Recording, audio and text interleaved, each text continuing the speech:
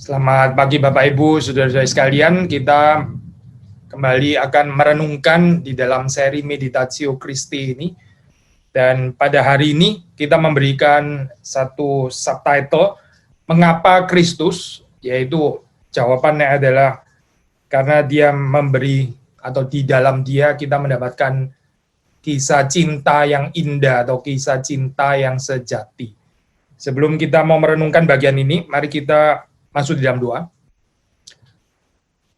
Tuhan, kami bersyukur karena Tuhan menciptakan kami sebagai makhluk ciptaan untuk kami bisa berelasi dan di dalam relasi cinta, di dalam relasi kasih.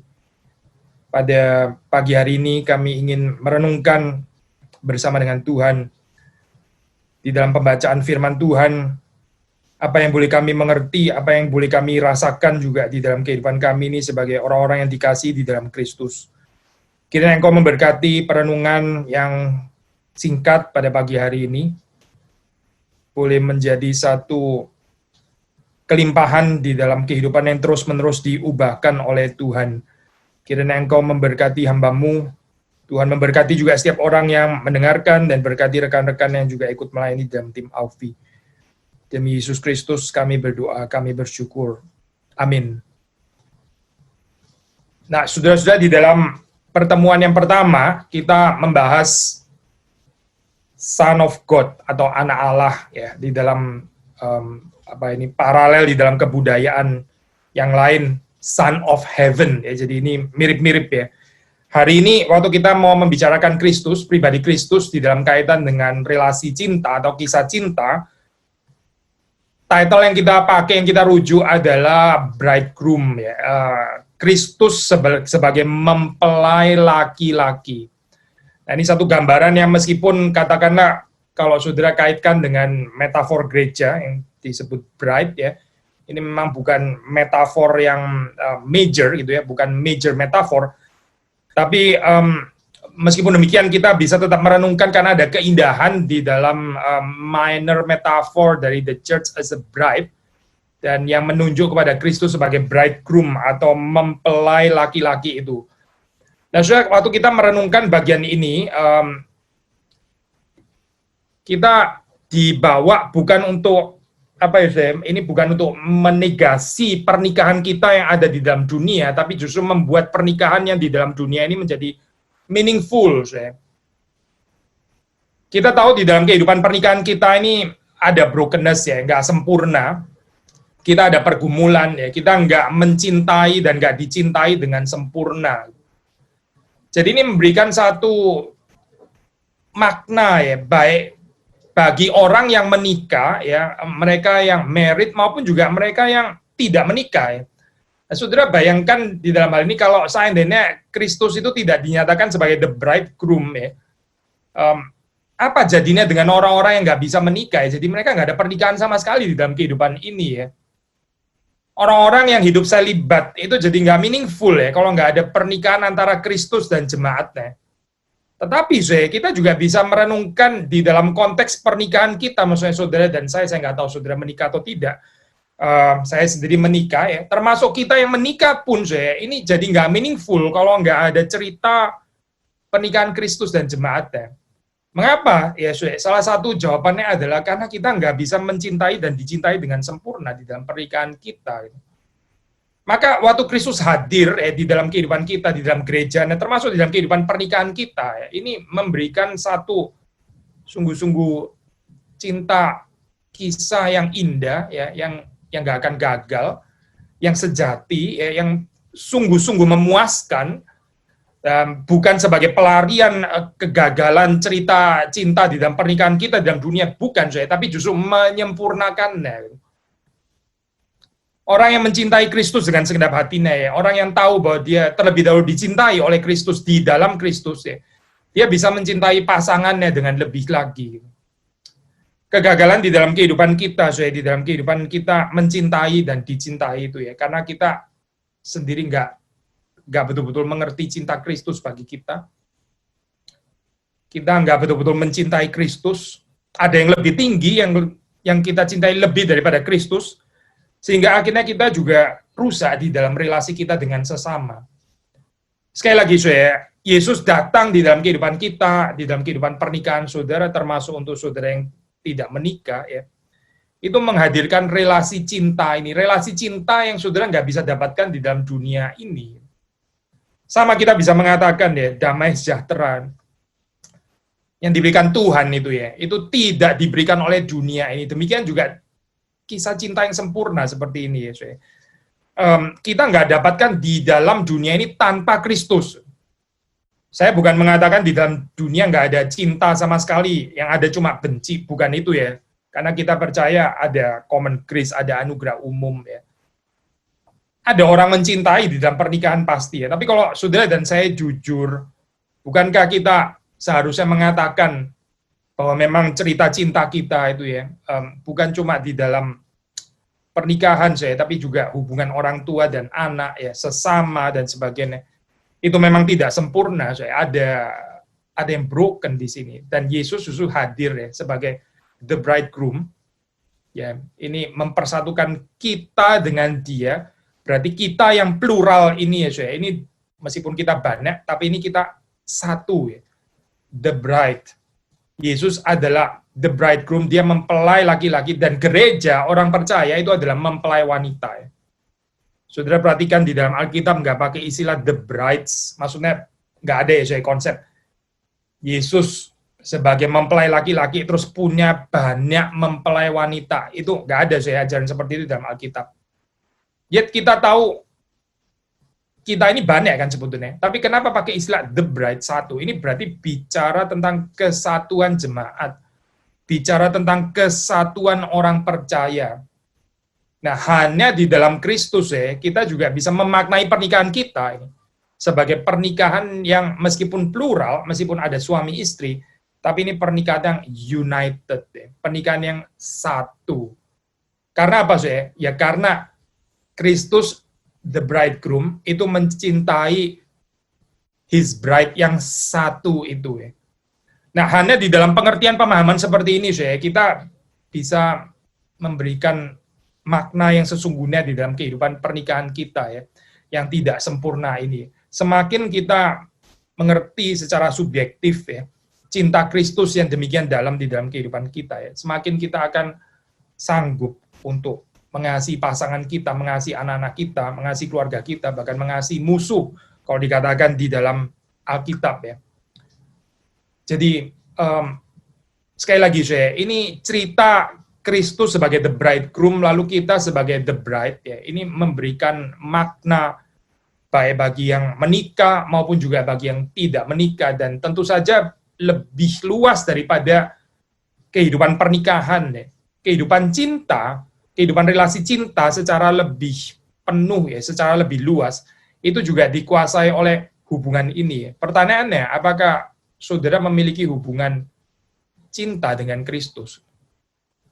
Apakah kita memiliki relasi kasih itu dengan Kristus? Kalau jawabannya adalah iya, ya, maka saudara dan saya diundang untuk merayakan ini ya, mengantisipasi ya, pesta besar ini kelak eskatologis ya. Kita mengantisipasinya di sini dan sekarang, termasuk secara horizontal dengan kita mengasihi orang-orang di sekitar kita. Saudara, Kristus memberikan kepada kita ini apa ya, true satisfaction ya, the highest satisfaction di dalam kehidupan kita. Apa sih yang seringkali terjadi di dalam kehidupan pernikahan kita ya, yang seringkali terjadi di dalam kehidupan cinta kita gitu ya, karena kita merasa kita nggak satisfied ya, bukan cuma kita ya, jangan berpikir hanya kita sendiri. Orang yang lain, pasangan kita, ya perhaps juga nggak satisfied gitu. Jadi seringkali yang menjadi persoalan di dalam hubungan atau relasi kasih atau relasi cinta itu adalah dissatisfaction, ketidakpuasan, ketidakpuasan. Sekali lagi ya memang broken. Saya kira selama kita di dalam dunia nggak ada orang yang betul-betul bisa memuaskan kita, itu nggak ada. Dan kita juga nggak mungkin bisa memuaskan orang sepenuh-penuhnya seperti Kristus memuaskan dia. Nggak mungkin saya itu. Maka waktu kita menghidupi ini ya, narasi atau kisah cinta bersama dengan Kristus, saudara dibawa di situ ya untuk betul-betul menikmati most satisfying fulfillment daripada human desire, kerinduan manusia yang paling dalam itu ya, dipuaskan gitu. Ada orang bilang di dalam pernikahan saya ini ya ini pasangan saya ini kok susah sekali ya untuk dissatisfied gitu. Susah sekali untuk dipuaskan gitu ya, kayak seperti nggak pernah bisa puas gitu ya. Statement seperti ini saya memang kalau kita dengar seperti kayak melelahkan gitu ya, tiring. Ini sebagai satu statement yang nggak enak untuk didengar, but ya ini statement yang benar sih sebetulnya gitu. Memang nggak ada manusia bisa memuaskan sesamanya sepenuhnya itu, nggak ada yang bisa, nggak ada yang mampu kecuali Kristus yang memenuhinya melalui kita. Kristus yang memenuhinya juga melalui pasangan kita ya, melalui pasangan kita ya. Baru kita bisa bicara tentang most satisfying fulfillment di dalam human desire. Henry Scougal ini seorang penulis spiritual, ini buku yang baik sekali ya, ini classic reprint The Life of God in the Soul of Man. Ini saudara bisa dapatkan, mungkin ada versi online juga, saya nggak tahu, silakan saudara cari ya, atau ya saudara membeli ini saya punya versi yang besar ya, printednya gitu, untuk orang-orang yang kesulitan baca printing yang kecil. The Life of God in the Soul of Man. Dia mengatakan tentang cinta seperti ini, saya kutip dalam bahasa Inggris. The worth and excellency of a soul is to be measured by the object of its love. He who loveth mean and sordid things doth thereby become base and vile. But a noble and well-placed affection doth advance and improve the spirit into a conformity with the perfections which it loves. Jadi kalau saya boleh terjemahkan bebas ya, ini excellency ya, word susah juga ya saya terjemahkan ya. Nilai atau katakanlah harga ya di sini ya, dignitas dari jiwa itu diukur dari objek yang dikasih oleh jiwa itu. Apa yang saudara kasih sebetulnya itu? Mereka atau dia yang mencintai hal-hal yang nggak penting gitu ya di dalam dunia ini ya. Akhirnya dia menjadi, ya kehidupannya ini menjadi kacau ya, menjadi jahat, dia menjadi ya nggak ada nilai, kehilangan worth itu tadi ya. Tetapi ya afeksi cinta yang ditempatkan dengan benar, yang ditaruh dengan mulia. Nah, ini akan improve, akan memperbaiki, akan menguduskan jiwa atau roh kita itu untuk menjadi serupa dengan kesempurnaan yang dicintai oleh jiwa itu. Ini saya jelaskan sederhana saja, saya. Kalau kita mencintai hal yang salah, kita mencintai objek yang salah, dan kita mencintainya demikian rupa ya, sampai akhirnya memberhalakan itu, mungkin termasuk itu pasangan kita sendiri, mungkin anak-anak kita ya, mungkin suami, mungkin istri, mungkin juga bahkan gereja. Lalu kemudian kita mencintainya demikian rupa secara salah ya, tanpa Kristus. Akhirnya kita jadi jahat ya, di dalam kehidupan kita ini kita jadi rusak. Karena itu bukan objek kasih yang tertinggi, itu yang dimaksud oleh Scougal di dalam hal ini. Seharusnya kita mencintai Allah ya. The absolute perfection itu ya, kesempurnaan itu sendiri. Dan waktu kita mencintai Allah, nah di situ kita ini akan diubahkan ya. Roh kita, jiwa kita ini akan dibentuk, dikuduskan, disucikan, ditransform, akan semakin menyerupai perfection itu. Tadi kita mengatakan cerita cinta kita di dalam dunia itu broken ya. Kisah cinta kita itu broken, fragmented, dan nggak sempurna dan sebagainya. Salah satunya mengapa ya karena kita mencintai hal-hal yang salah. Akhirnya kita jadi susah satisfied ya di dalam hal ini gitu. Orang lain juga nggak satisfied dengan kita. Lalu setelah orang lain nggak satisfied dengan kita juga jadi lebih nggak satisfied lagi gitu ya. Karena kita jadi jengkel, karena kita jadi kesel, kenapa kok orang nggak satisfied dengan saya. Padahal saya sudah berusaha maksimal, tetap saja dia tidak satisfied gitu ya. Akhirnya lebih nggak satisfied lagi ya. Nggak selesai lingkaran seperti ini. Kecuali kita kembali kepada Kristus ya. the bridegroom, ya, dan kita menjalani kisah cinta sebagai the bride of Christ, ya, yang dipersatukan di dalam Kristus, yang dikasihi, tetap plural, ya, tapi ada kesatuan sebagai the bride of Christ. Kalau kita belajar dari ini, teologi cinta seperti yang kita pelajari dari bapak-bapak reformator, ya, salah satunya Martin Luther, maka berbeda dengan ini, ya, teori eros misalnya, ya. Eros nggak selalu salah, eros itu adalah kita mencintai sesuatu karena sesuatu itu beautiful, ya. Ini namanya eros. Jadi kita pakai istilah eros di sini bukan dalam pengertian yang sempit seperti erotik gitu, ya, tapi dalam pengertian filosofis, ya. Istilah eros itu kan mencintai sesuatu karena sesuatu itu beautiful, karena sesuatu itu indah. Tapi kalau kita membaca di dalam Alkitab, itu Kristus itu bukan berespons, ya, terhadap antecedent beauty, ya, terhadap antecedent value, terhadap keindahan atau kecantikan, ya, yang sudah terlebih dahulu ada, ya, sehingga dia mencintai kita, bukan, tapi dia itu create beauty, dia create value. Sekali lagi, ya, Kristus itu bukan mencintai kita karena kita ini berharga, karena kita ini beautiful, karena kita ini indah, ya, bukan. Tapi dia dengan mencintai kita, dia create, dia itu menghadirkan, dia menciptakan keindahan di dalam kehidupan kita. Salah satu ini, ya, mungkin ini formulasi yang sangat baik dari Martin Luther, saya mengutip dari Heidelberg Disputation, ini tesis yang ke-28, ya. Saya baca sekali lagi dalam bahasa Inggris, ya. Dia bilang seperti ini, the love of God does not find but creates that which is pleasing to it. The love of man comes into being through that which is pleasing to it. Rather than seeking its own good, the love of God flows forth and bestows good. Therefore, sinners are, tanda kutip ini, attractive. Sinners are attractive because they are loved. They are not loved because they are attractive. Ini nggak bisa diformulasikan lebih baik lagi kali, ya, dalam hal ini, ya. Tapi prinsipnya sama, Tuhan itu sekali lagi, ya, mencintai kita bukan karena kita atraktif, karena kita beautiful in us, bukan. Tapi dengan dia mencintai kita, ya, dia membuat kita itu atraktif itu. Jadi cinta Tuhan itu mendahului, ya, mendahului beauty, ya, keindahan yang dia create di dalam kehidupan saudara dan saya.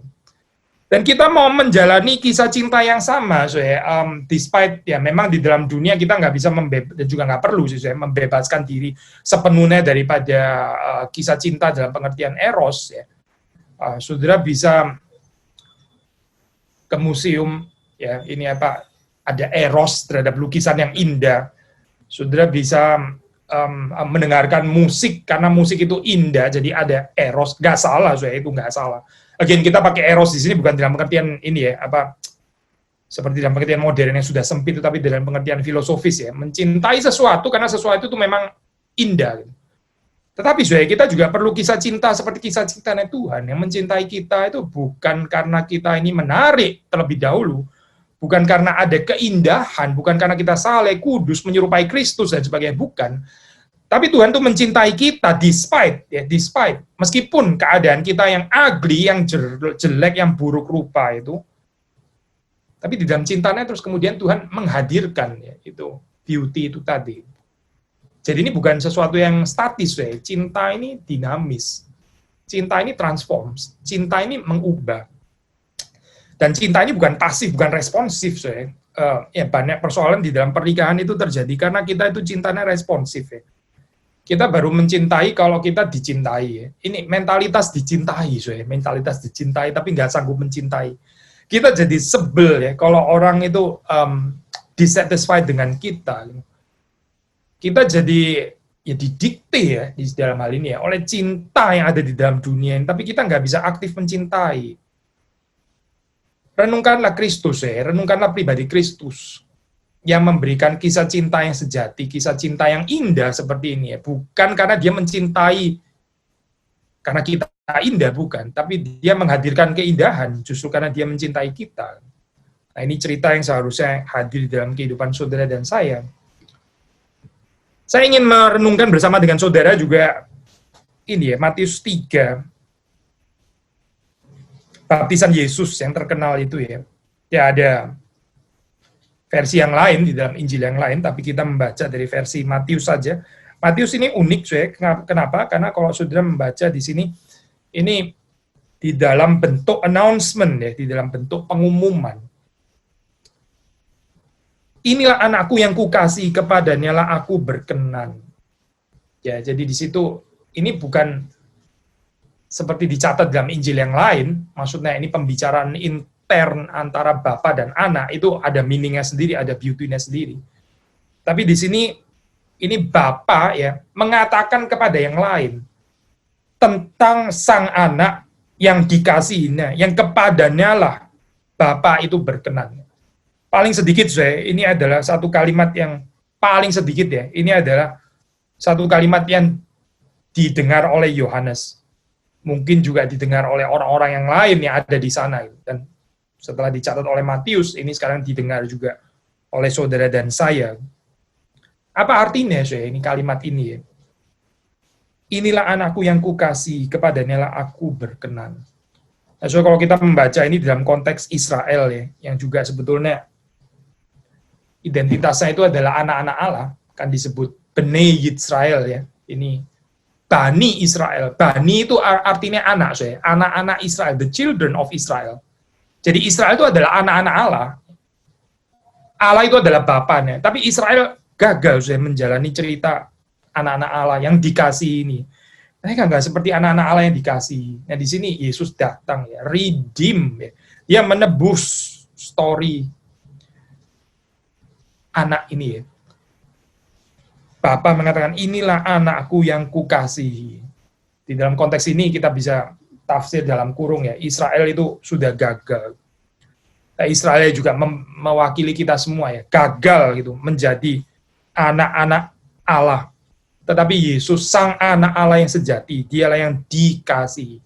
Dan di dalam Kristus, ya, di dalam Kristus, saudara dan saya, kita yang percaya di dalam Kristus, kita ini diadopsi menjadi anak-anak Allah. Seperti Israel, yang adalah anak-anak Allah. Yesus itu adalah anak Allah yang satu-satunya yang dikasihi, the beloved Son of God. Dan di dalam dia, ya, barang siapa yang percaya kepada dia, dia mendapatkan cerita ini, ya, cerita penerimaan ini, cerita acceptance ya, ini salah satu kebutuhan manusia yang paling mendasar ya. Banyak orang itu gagal mencintai karena nggak bisa menerima dirinya sendiri. Ada kutipan terkenal ya dari Henry Nouwen ya, dia ini mengobservasi kedalaman jiwa manusia ya. Tulisannya sangat baik. Saya kutip salah satu tulisannya, ini kutipan terkenal juga. Dia membicarakan tentang self rejection. Ada kaitan dengan Matius 3 yang kita baca di sini ya. Saya baca dalam bahasa Inggris ya. Over the years, I have come to realize that the greatest threat in our life is not success, popularity, or power, but self rejection. Success, popularity, and power can indeed present a great temptation, but their seductive quality often comes from the way they are part of the much larger temptation to self-rejection. When we have come to believe in the voices that call us worthless and unlovable, then success, popularity, and power are easily perceived as attractive solutions. The real trap, however, is self-rejection.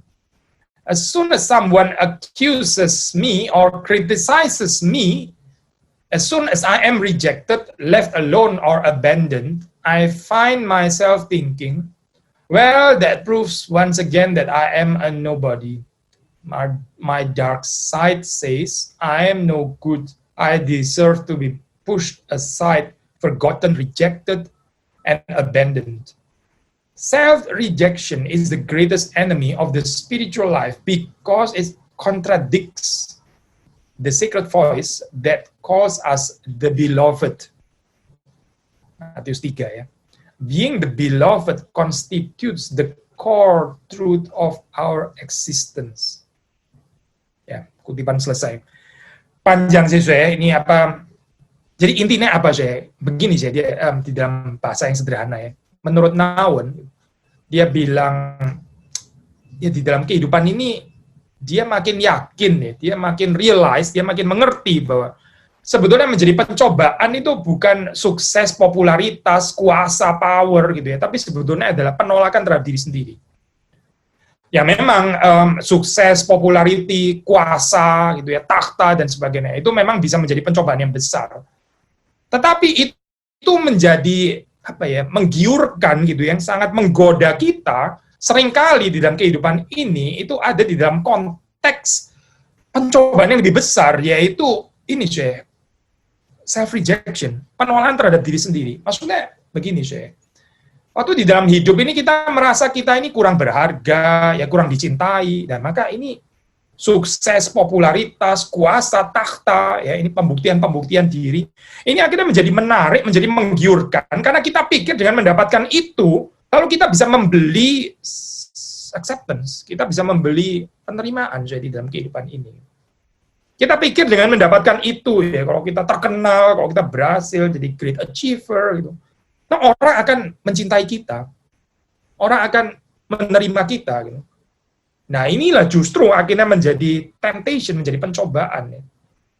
Waktu saya dikritik dan sebagainya, terus saya jadi lumpuh di sini ya, saya jadi juga membenci diri sendiri. Memang kan saya orang yang nggak berharga di dalam hati sih biasanya. Orang ngomong seperti ini, dia nggak akan ngomong. Or perhaps even unconscious ya, nggak sadar dia seperti ini. Tapi sebetulnya itu ada. Lalu dia mencoba untuk membuktikan dirinya layak dikasih. Semakin berusaha untuk membuktikan diri layak dikasih, akhirnya semakin miserable, saya semakin kasihan. Nggak ada freedom, saya kehidupan seperti ini, nggak ada kebebasan. Tetapi sudah baca Matius 3 ya. Di dalam Kristus ya. Kita juga adalah anak-anak yang dikasihi oleh Bapa di dalam Kristus. Kita diperkenan oleh Bapa. Kita nggak perlu lagi, nggak membutuhkan lagi suara-suara dari dunia gitu. Kita nggak membutuhkan lagi so many likes di dalam kehidupan kita ya. Nggak perlu itu lagi, kita sudah beres di sini, sudah kelar, sudah selesai dengan diri kita gitu. Tapi kelarnya di mana? Ya di dalam Kristus. Kristus yang menghadirkan kisah cinta ini, kisah cinta yang sejati.